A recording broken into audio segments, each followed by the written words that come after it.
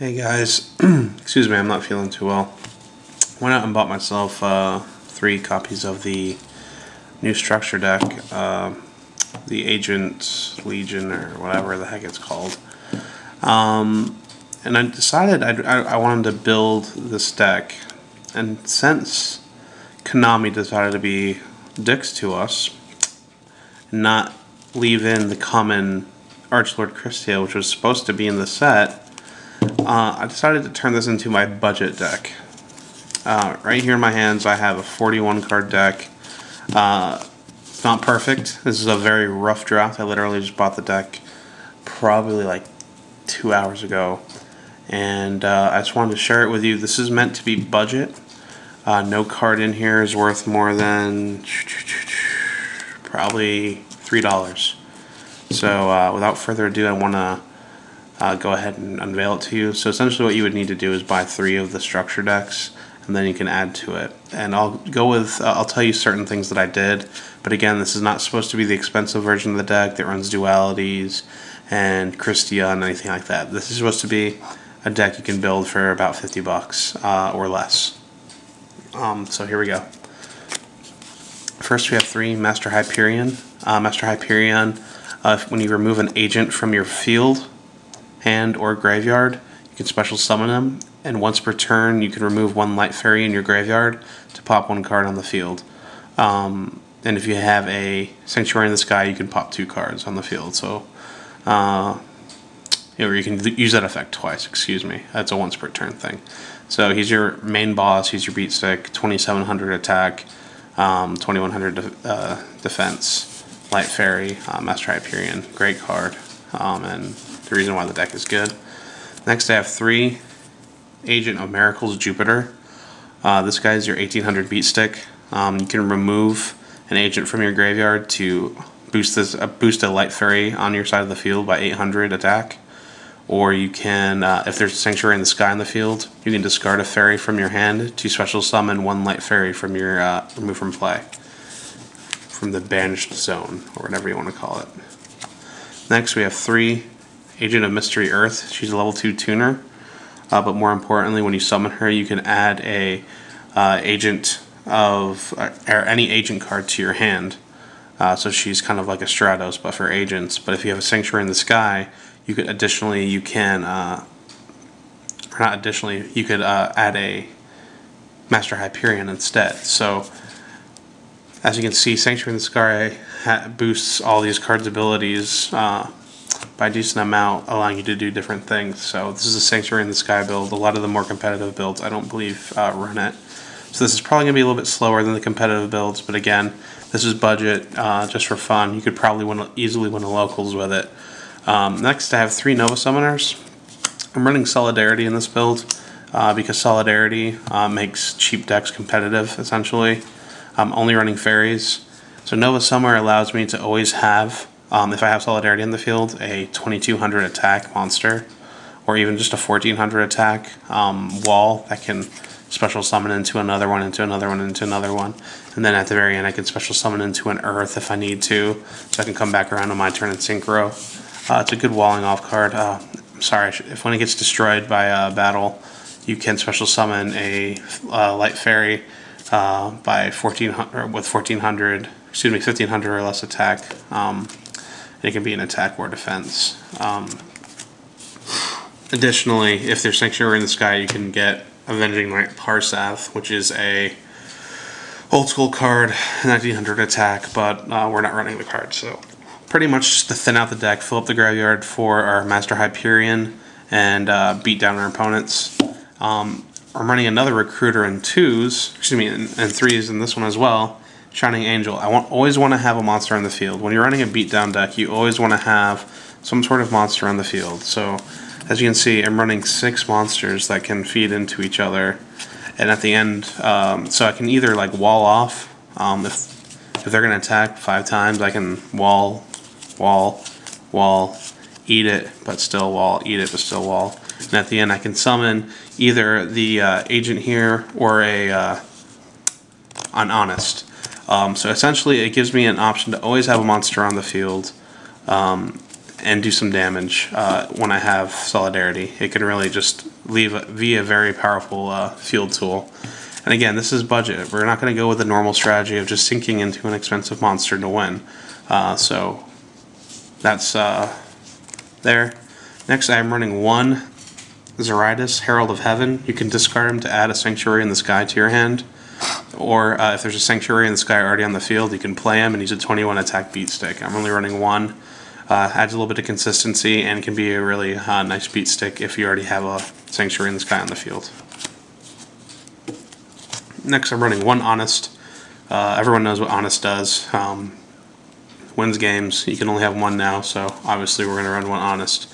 And since we're running Solidarity, that's it for monsters. Some people may be confused, like, oh, well, I thought Master Hyperion required an agent to be summoned. Well, that's true, but he's also he can also be tribute summoned. He can also be summoned off a card called Valhalla. And with all of the recruiters I have, I can almost always at whim have an Agent of Mystery Earth on my side of the field if I don't have any other way to summon him. So it's actually pretty consistent. Next, I'm running 3 Sanctuary in the Sky. Again, some builds won't run any of these. They're going for the speed. Second turn, Master Hyperion Kristya lock. And pretty much this makes all battle damage involving your light fairy monsters to become 0. So your little 1000 attack Agent of Mystery Earth or whatever, Agent of Earth. I'm sorry, these names are a little stupid. All the attacks come 0, and I don't really care so much for that effect, but it powers up other monsters' effects and it gives me access to a very powerful trap card. So I'm running 3 of those, along with the Zeritis to have it early in my hand, along with 2 terraformings. So I have 2 terraforming Zeritis and 3 of the field spells. I pretty much always want to open with it, just to add more options to my deck. And the thing I like about terraforming over like a Zeritis, for example, is I can, bluff. I can set them and bluff if I don't need them. Thins out the deck, Next is Valhalla. Valhalla is really good, especially if you're running it with Kristya. But since we're not, we're going to go ahead and use 2 Valhalla. And if you don't have any monsters, you can special summon 1 fairy from your hand. This can be any fairy.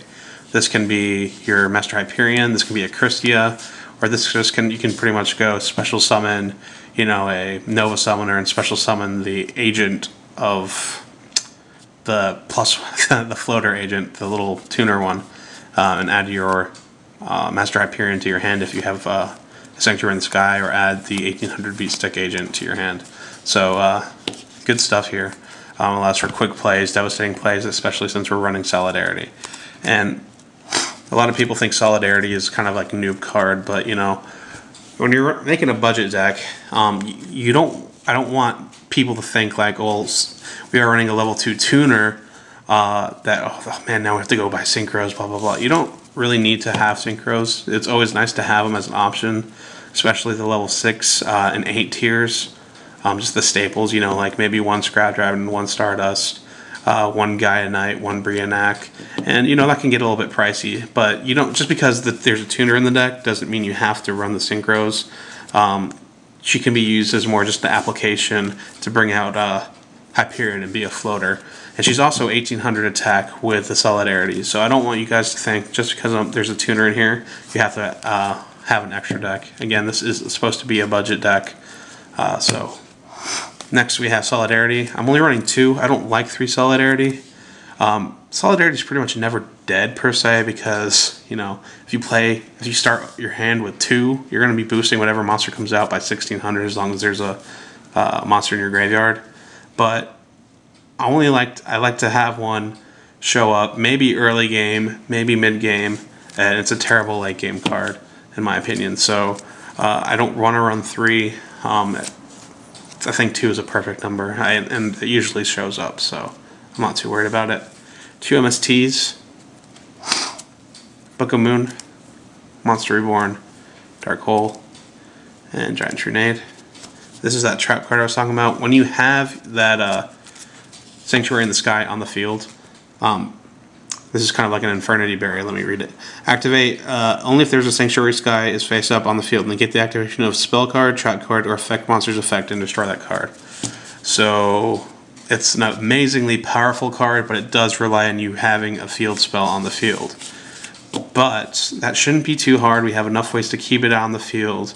And if they're going to be using their back row to, you know, try to hit your Sanctuary in the Sky, you know, there's worse things that could be hit by it. These will be dead if you don't have that Sanctuary in the Sky on the field. That's why I have so many ways to get out early, as well as the ability boosting aspects that it has. So, very powerful trap card.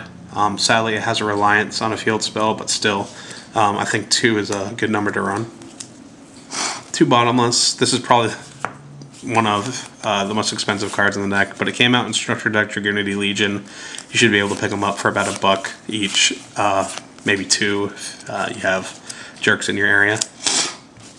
Next is Return from a Different Dimension, which comes in the structure. You are removing a considerable amount of monsters to do various effects, so this card late game can actually win. If you top deck this, and you're having a top deck battle, you set it, and you know they don't have anything on their field next turn. You flip this over, you get back all of those agents, all those light fairies that you removed for Hyperion, and it can actually really win you the game. So definitely want any deck that revolves around a lot of removing from play of your own graveyard. I think that Return is a great card. 1 Torrential, 1 Call the Haunted, 1 Mirror Force, and 1 Solemn Judgment. All common staples, guys. They're all common now. This came in the Structure Deck. This came in Merrick. This came in the Structure Deck. This has been reprinted a ton of times. Structure Deck. Or this was Dragunity Legion and a few other ones. Structure Deck. So essentially we have a pretty commoned out semi-competitive deck here. Again, I'm not going to say you're going to go to YCS and have a X1 day and, you know, maybe win the whole tournament. You could win this. You can win with this at a locals. It can be competitive amongst friends that maybe, you know, aren't the ones going out spending hundreds of dollars on the game. Again, this is a very cheap alternative way to run the deck, and a lot of people are probably gonna have a problem with the running of 6 recruiters. But again, since we are running a solidarity build, I always want a monster on the field. I want to have that field presence. I want to be able to dip into my deck and speed it up, as well as fill up my graveyard for my Master Hyperion. So that's the deck, guys. Again, this is not the optimum way to build this deck. This is the budget way. But, you know, sometimes you just don't want to spend $400 on Yu-Gi-Oh! And when that comes around and you want a decent deck that's gonna hold together pretty well up against the meta, you know, go ahead and pick this up. That's all I have to say. Have a good one, guys.